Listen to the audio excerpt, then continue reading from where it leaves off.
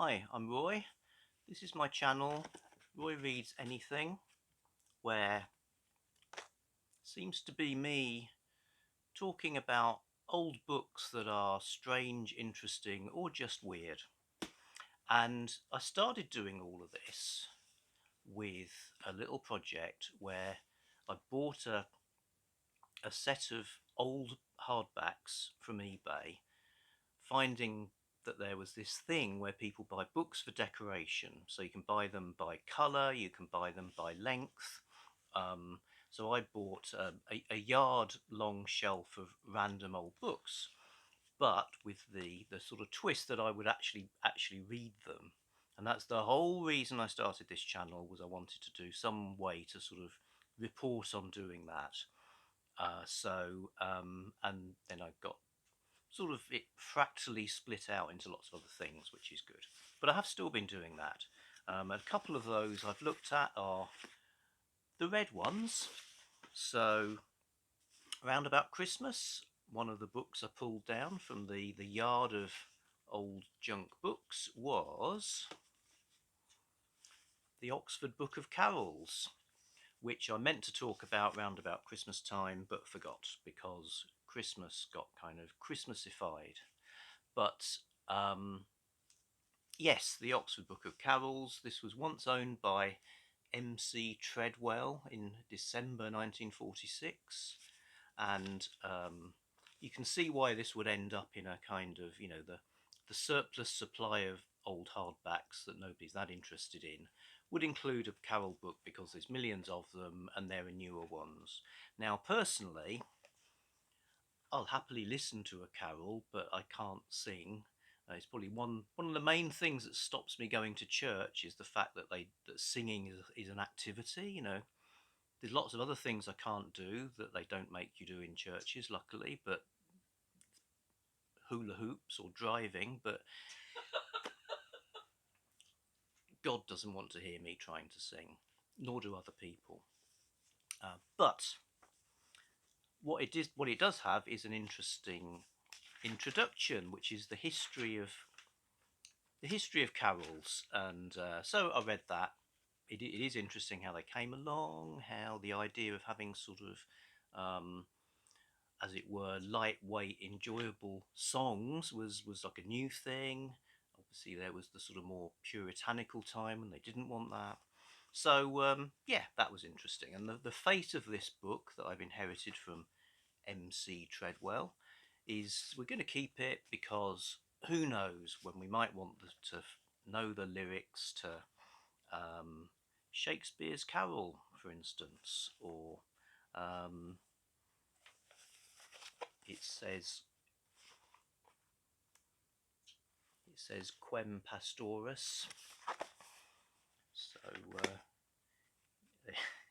delve into that sometime. The Holly and the Ivy. Yeah, anyway, yes. So a carol book was part of the yard of books. Also, another red one, Bring on the Empty Horses by David Niven. Now, I'd sort of thought about this as like, oh dear, am I going to, I like David Niven as an actor, enjoy watching him in films, but I don't lay awake at night wondering what his life was like. But turns out he's a great writer. I was reminded of it. Monty B on her channel of that name, which is a great channel. Her main focus is science fiction and fantasy with a bit of romance, but stepping out of that world for a little bit, Monty B did something about Golden Age of Hollywood books that reminded me about this, and picked it up and I can't put it down now. It's really, really, really interesting. Like I say, David Niven can really write. He knew everybody. He seems to have been one of those kind of likable characters who ends up in all sorts of situations just because people like to have him around, and he's like a sort of confidant or whatever. And he's got all that sort of insight. It's more about his first one. I remember being this massive bestseller when I was a kid. The Moon's a Balloon. I think that's more his autobiography. This is more stuff about Hollywood, and it's got a nice tone. It's not like scandal, prurience, though there is a little bit of that, but it's got, it's kind of nicely detached and empathetic to people. You can tell he himself likes everybody. So yeah, Bring on the Empty Horses. I'm reading that. Other stuff I'm reading, so that's Yarder books. Progressing through that. I did start a challenge last year, Hell for the Holidays. Hell for the Holidays, which is about reading science fiction books by Hal Clement, who is a somewhat neglected hard SF author. Now, I'm not going to complete the challenge because I just won't have read enough stuff in time. I've read 4 short stories and now I'm halfway through this novel, Mission of Gravity. But sort of mission of gravity accomplished in that, I have rediscovered Hal Clement. I kind of know what he's about, really enjoy his stuff, and would definitely read more. Um, it's there's a lot of problem solving. A typical Hal Clement story. There's some kind of disaster or problem that needs to be resolved through sort of ingenious technology, and usually through communication between species. So he's really good on how genuinely alien characters who are completely different, have different worlds, maybe with different sort of radically different environments, would think and communicate completely differently. So in this, for instance, the world is this sort of bowl-shaped world where the gravity at the bottom of the bowl is like 400 times what it is on Earth, and the gravity around the rim is like really, really light. And there are the characters who live in that world. It's very strange for them to travel to the rim because they're so used to living in this super high gravity, high pressure place that they've not even really got a concept of things being vertical. For them, they almost live in like flat land. So ideas like jumping and throwing are like brand new concepts. So the human characters as well interacting with that, and it turns into a big journey. So yeah, really enjoying Mission of Gravity. I won't have finished it in time. Hell for the Holidays was kind of November, December, January. But I'm going to finish this and read more. So yay, Hal Clement. Um, Other stuff, like I say, I like to read books that I'm just curious about. How can this even have been a thing? So one thing was careers novels for girls. Yay! So yep, Dr. Jenny approves. Have you read the other Bodley Head career novels for girls? So this story's about being an air hostess, fashion student, journalist, secretary. Joan goes farming.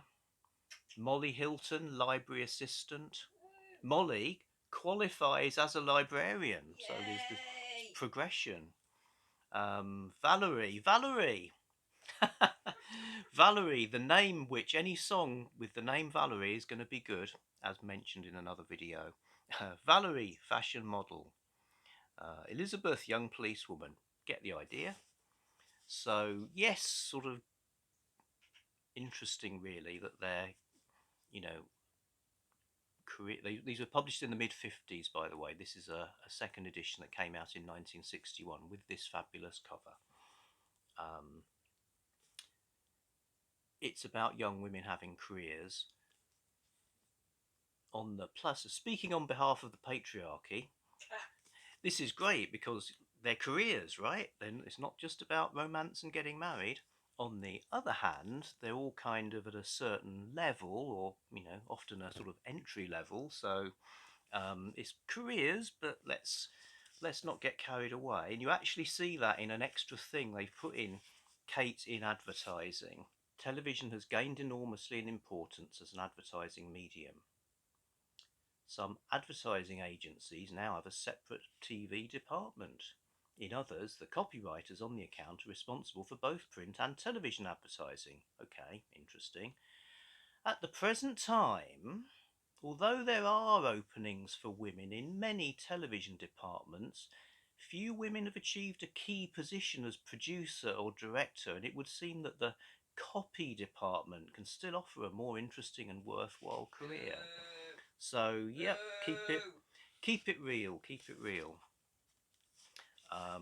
Also interesting, it's published by Bodley Head, who publisher who started off in Victorian times with works by people like Oscar Wilde, Arthur Machen, illustrations by Aubrey Beardsley, and with a stated mission to publish works of what was it? Something like sublime decadence. Certainly, decadence was their sort of theme. So, not much decadence here.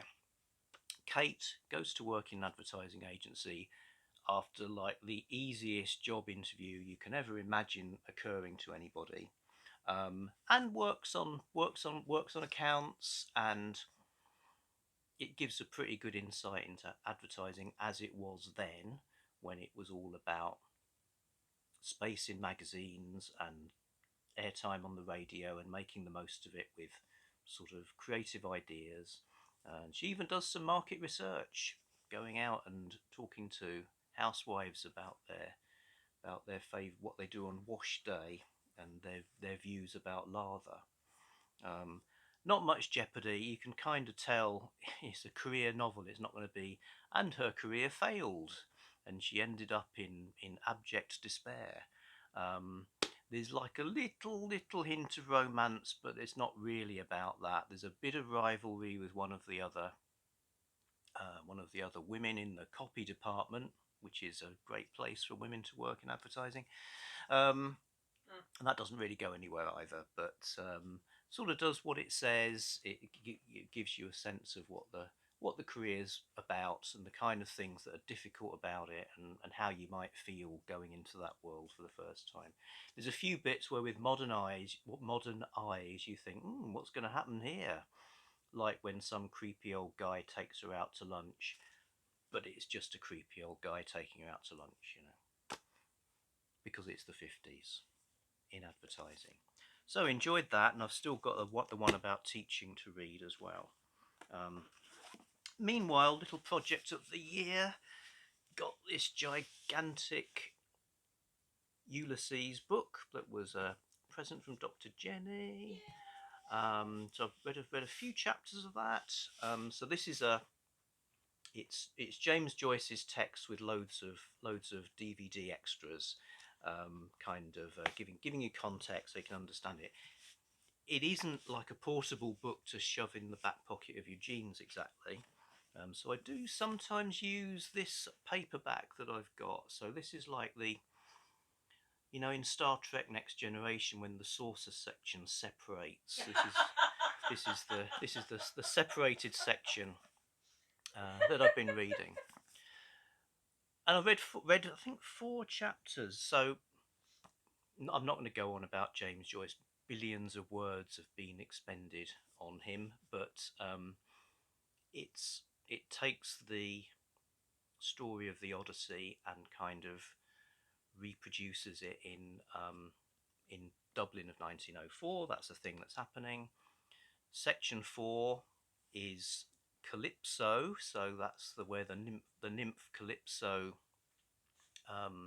has Ulysses on her island for 7 years. Is sort of resonates with stuff that happened in this book, which reminded me of one of my Mills and Boon's books, Calypso's Island. So a while ago, I collected every Mills and Boon Euromance, which was a series they did in the early 90s. There's a video about that. I've accidentally become like the world's greatest expert on these books. And I did remember one of them was called Calypso's Island, so I sort of thought, okay, let's, as a sort of weird mashup of things, let's duck out of Joyce for a bit and read a Mills and Boon that's got also connects into that myth. So it's set on Malta, which apparently has Calypso's cave, like it's the actual place where the nymph Calypso used to hang out. So made a start on that. Calypso's Island. Okay, so that's my reading at the moment. Bit of a shambolic mixture of things, which is how I like it. Um, yes, good. I have said everything I came here to say. I bid you farewell.